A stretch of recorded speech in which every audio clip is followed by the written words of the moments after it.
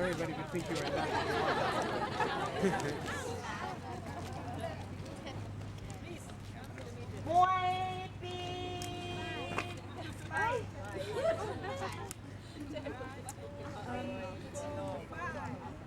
Monks in the same way as they do in Thailand, actually having programs on television teaching about this issue. He wants them to become much more active. When I was in Thailand, there was one book they asked me for John and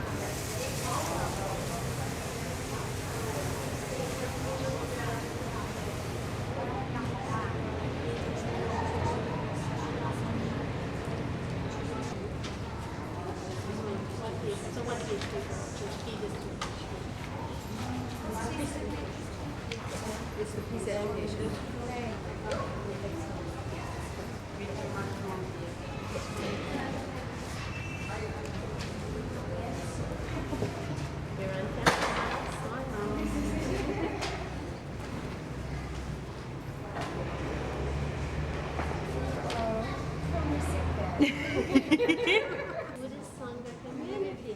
It's very significant. And how it relates to punctuality. Punctuality. Now this Punctuality is especially punctuality has nothing to do with. Let's hope not. Time is a relative concept.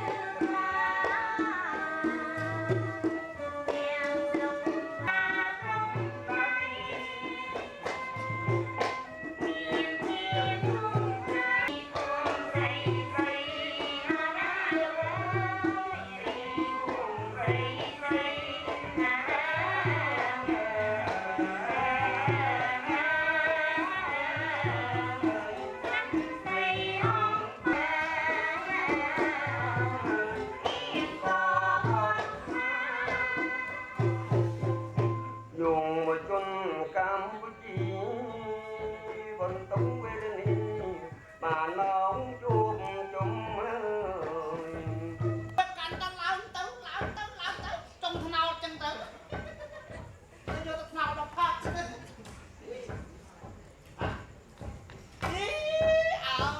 chị ơi này thằng màu trẻ màu trong giá đây con ơi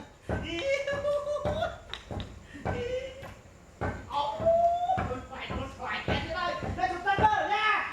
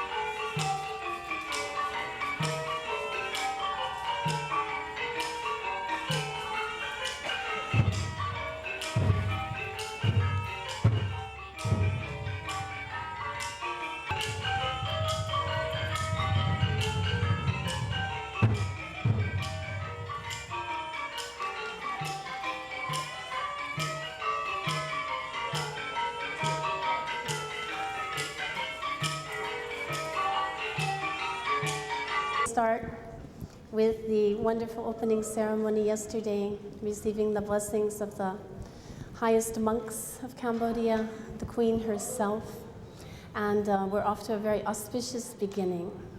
Extremely happy that so many people have traveled from such a long distance to be here. And we're fully aware that most of you have traveled at your own expense to join us, even our speakers. So we especially welcome the bhikkhus who have joined us this morning and our sisters in robes from Cambodia. Thank you very much for being here. We will start with a few announcements, and I'd like to introduce, we're going to be introducing Dr. Hema Gunatilaka because she is a speaker this morning. We're all wearing many hats. So let us acknowledge the extraordinary help of Dr. Hema Gunatilaka.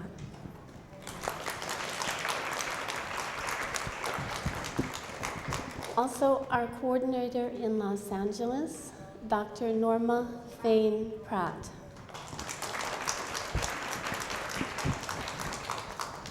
In addition, Ms. Chan Sobambi is not with us. She's probably working to arrange everything for us. There's still people arriving at the airport this morning.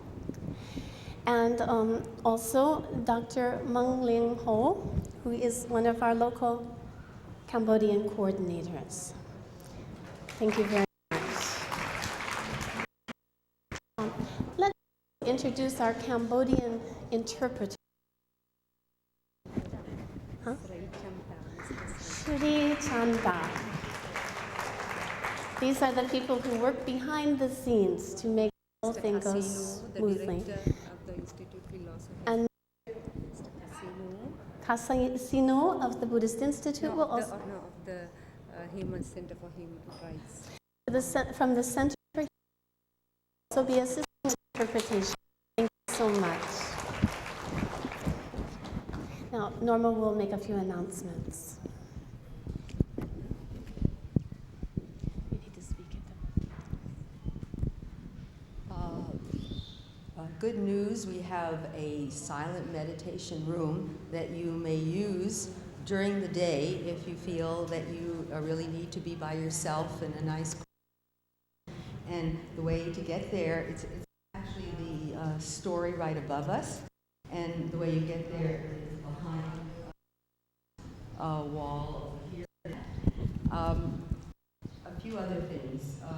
Those who still need to register, the registration desk is still in the back and it will be there. And we have Serenity, who needs Serenity at the registration desk, to take your registration. Also, we'd like you to sign up and become a member of Sakyadhita. Ranjani is taking the registrations for Sakyadhita, and we will be having an open meeting on the last day of the conference, and you can give me their biographies, short bios, so that we can be part of introducing them. And so if you haven't done that, please do that. I would like to talk a little bit about the program and how our program works. So if you would be so kind as to take out your program. The conference has a theme: Women in Buddhism, Unity and Diversity. And this theme is expressed in various ways. But, and you will, in a sense, through the week, you will come to see how that unity and diversity interacts and works and is transformed. But in the most basic sense, what we have done is we have divided area represented, like the Cambodia. Tomorrow it will be the Himalayas. We will look at women in Southeast Asia. And so that is the dimension. Now in the afternoon, in which you will be participating in discussion groups. Each one of the afternoons deals with some sense a unifying topic. For example, we will be talking this afternoon about the media and sense crosses regional differences. And then a topic will be discussed by the panel, and then we will go into groups and have discussions. And the way that we have organized it theoretically is that you will participate in two groups. The first hour, there will be one, and the second hour will be two. There will be, I believe, 10 groups, visual aids.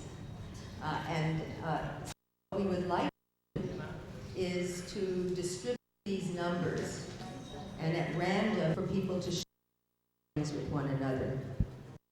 I think that's interesting sort of application. So I think that that is all that we wish to take. I will take questions. Carol? Oh, Carol has asked us to begin to enforce the silent eating room. There is a sign in the dining room that says silence, and apparently people are silent. So if you would be so kind and this. sign at that table if you would be signed for the meal. Thank you. Are there any other questions? Okay, if not, I'd like to reintroduce Lekshay, who will then introduce the This morning's speakers to please take your seats in front.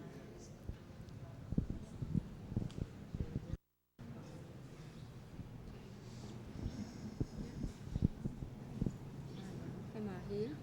You're up here by your name. Yes.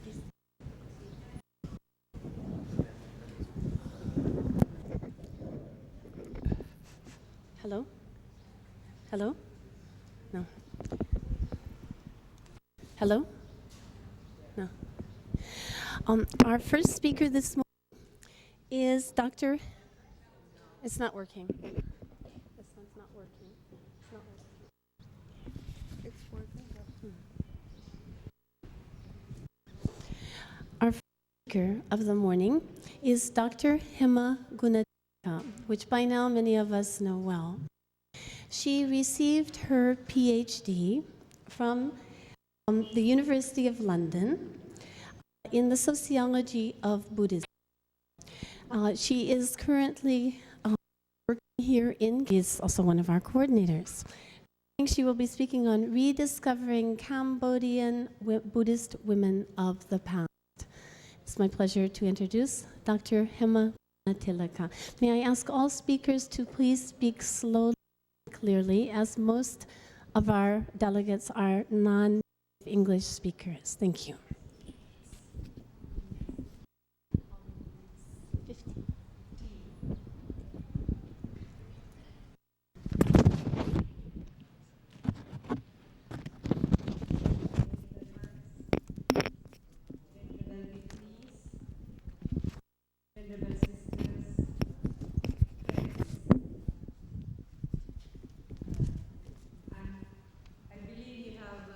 Copy of my paper, because I'm going to speak off the paper. Okay, right.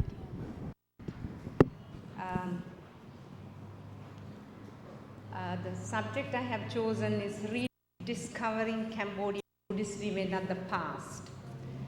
I'm sorry I have not given a brief survey of Buddhism in Cambodia.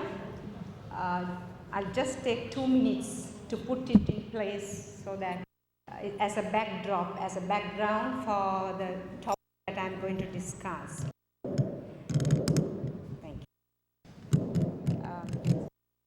Buddhism in Cambodia has been very interesting and quite ancient than many of than they think it is. Excavations show, that is in Angkor Boroi. You'll be able to see some of these things tonight. It has been earlier dated to the 4th century after Christ, but the recent excavations date them to 4th century before Christ. So it is one of probably the most ancient South Asian kingdom in the region. Probably to my knowledge, as things are now. And also, I would have to define things like, say, when you say in Cambodia, there are no boundaries in the region, in the Southeast Asian region, and the Mon inhabitants were the oldest. Evidence to show that the Khmers played if not the most important, a very significant role. Buddhism again, I think I should speak words.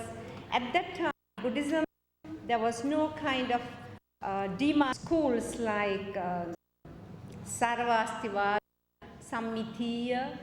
Those sects prevailed in the region.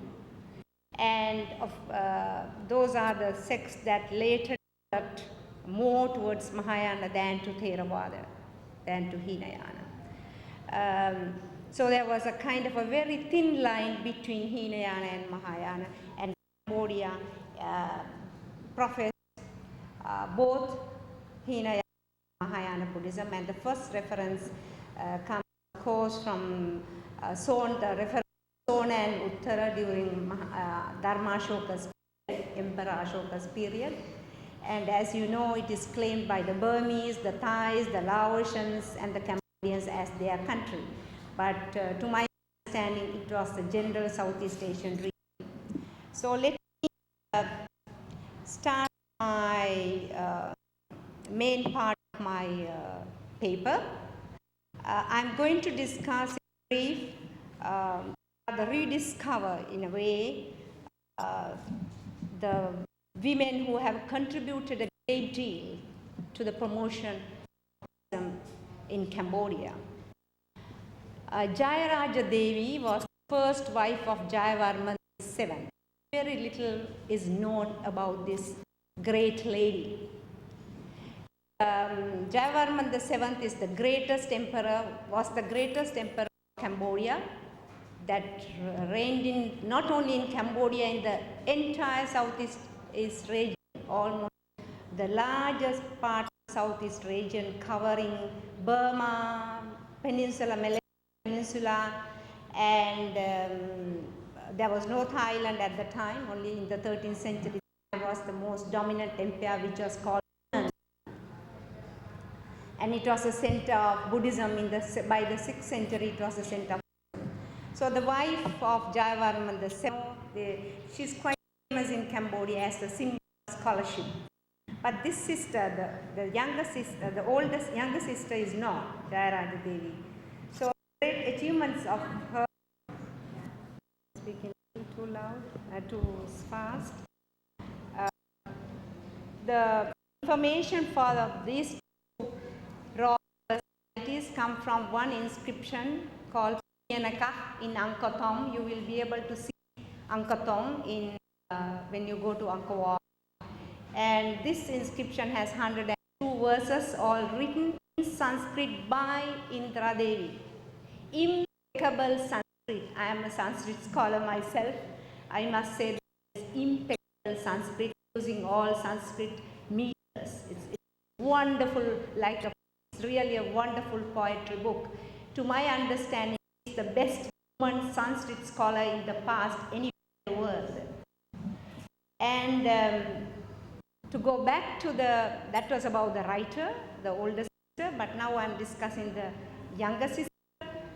She, after she became a Buddhist, it appears that she became a Buddhist during a time of in for her, when her husband was away in Champa, that was in Vietnam at the time. Champa was the name of that part of Vietnam. He was away, and the wife, in her suffering, she converted herself to Buddhism. And then, to her credit, there is she made dramas out of Jataka stories.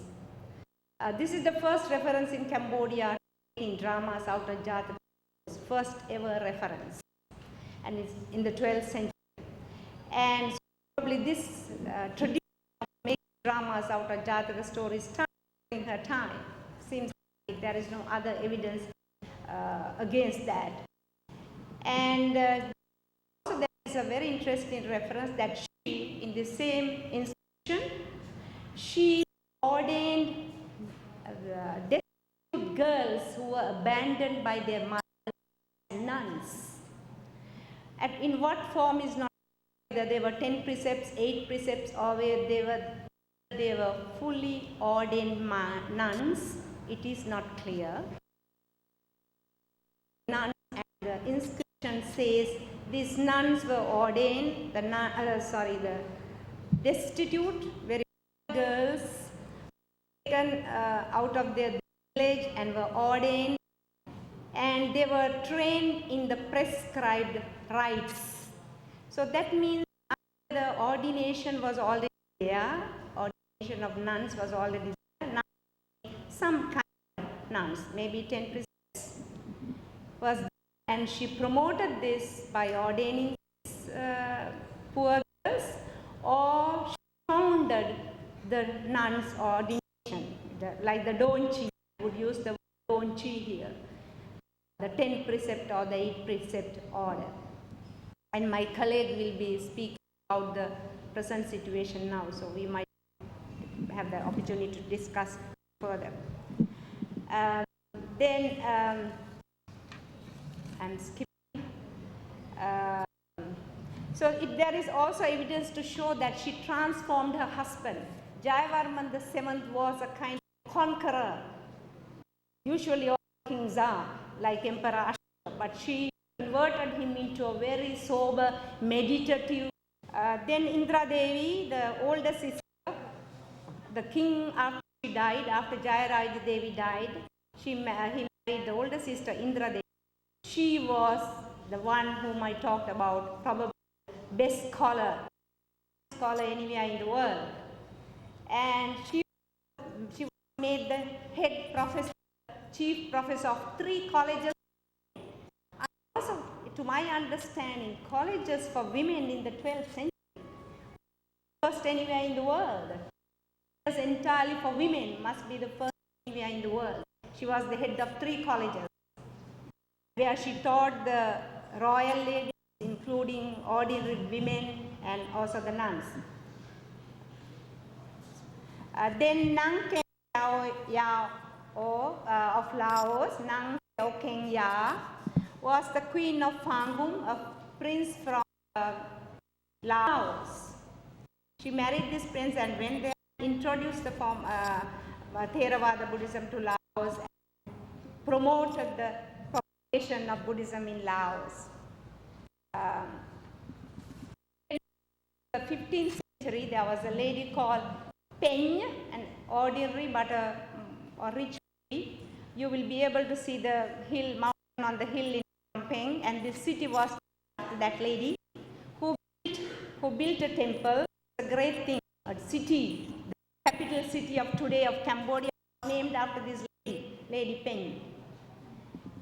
And how she built a temple, and 4 other temples were built around it.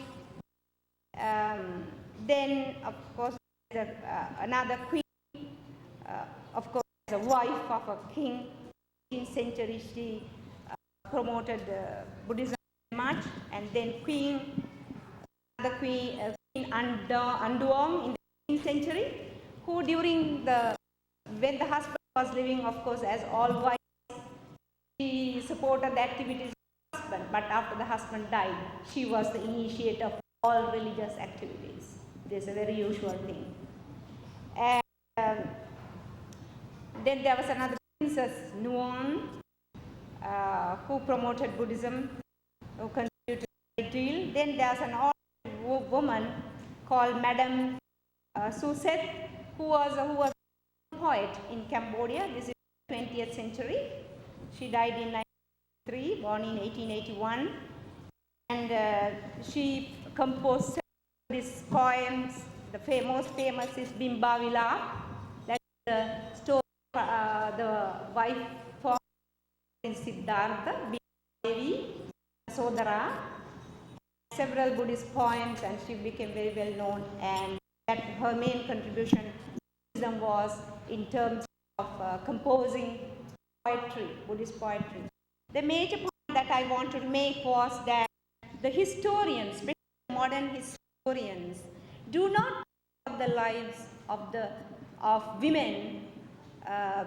It is history does not take care of her story, and this is the modern have been worse culprits than the older historians in a way. And the oral history is much better. In fact, in Laos, the oral chronicles based on oral history depicted the lives of women, the stories of women much better than the normal kind of the modern historians have done. These women are still very much to be discovered and talked about. Thank you very much indeed.